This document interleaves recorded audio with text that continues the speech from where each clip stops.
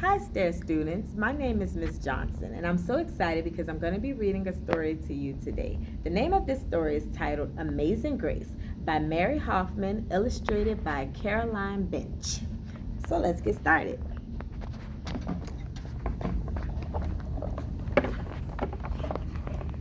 It's a cool picture of Grace in different costumes, it looks like.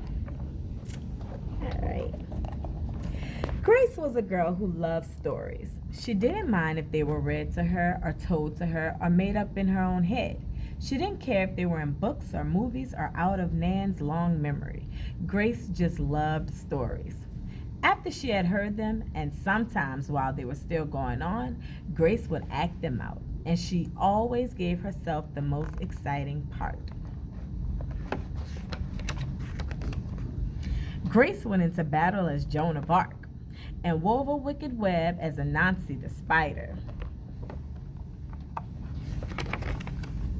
She hid inside the wooden horse at the gates of Troy. She went exploring for lost kingdoms. She sailed the 7 seas with a peg leg and a parrot. She was Hiawatha sitting by the shining big sea water and Mowgli in the backyard jungle. Most of all, Grace loved to act out adventure stories and fairy tales. When there was no one else around, Grace played all the parts herself. She set out to seek her fortune with no companion but her trusty cat and found a city with streets paved in gold. Or she was Aladdin, rubbing his magic lamp to make the genie appear. Sometimes she could get Ma and Nana to join in when they weren't too busy. Then she was Dr. Grace, and their lives were in her hands. One day, Grace's teacher said they would do the play Peter Pan. Grace knew who she wanted to be. When she raised her hand, Raj said, "You can't be Peter, that's a boy's name." But Grace kept her hand up. "You can't be Peter Pan," whispered Natalie. "He isn't black." But Grace kept her hand up. "All right," said the teacher. "Lots of you want to be Peter Pan, so we'll have an auditions next week to choose parts." She gave them words to learn. And here is Grace keeping her hands held high. When Grace got home, she seemed sad. "What's the matter?" asked Mom. "Raj said I can't be Peter Pan because I'm a girl."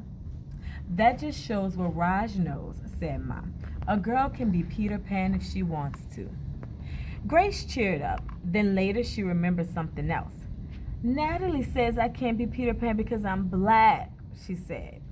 Ma looked angry, but before she could speak, Nana said, "It seems that Natalie is another one who don't know nothing. You can be anything you want, Grace, if you put your mind to it."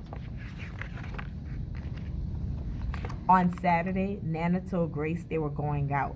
In the afternoon, they caught a bus and train into town. Nana took Grace to a grand theater. The sign outside read Rosalie Wilkins in Romeo and Juliet in sparkling lights. "Are we going to the ballet, Nana?" asked Grace. "We are, honey, but first I want you to look at this picture." Grace looked up and saw a beautiful young ballerina in a tutu. Above the dancer, it said, "Stunning New Juliet." And here's the poster, and it says, "Stunning New Juliet." "That one is little Rosalie from back home in Trinidad," said Nana. "Her granny and me, we grew up together on the island.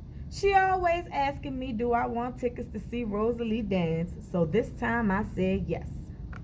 After the ballet, Grace played the part of Juliet, dancing around her room in her imaginary tutu. "I can be anything I want," she thought.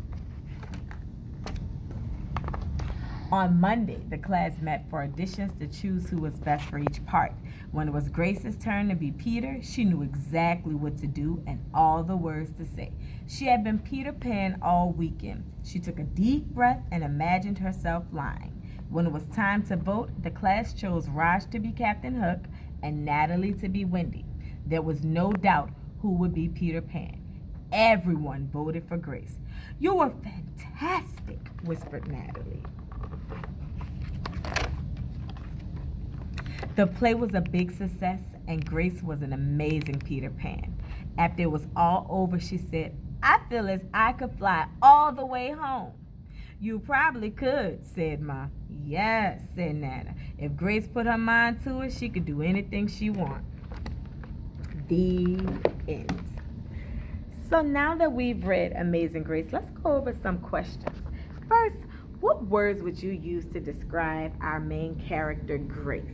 What character traits did Grace have? Think about everything she went through in the story and think about how she reacted to what she went through in the story. So what words would you use to describe Grace? My next question is, did you like this story? Would you recommend this story to your friends and family? Give me a thumbs up if it's yes, a thumbs down if it's no, and if it's in the middle, just a little sideways thumb, a little maybe.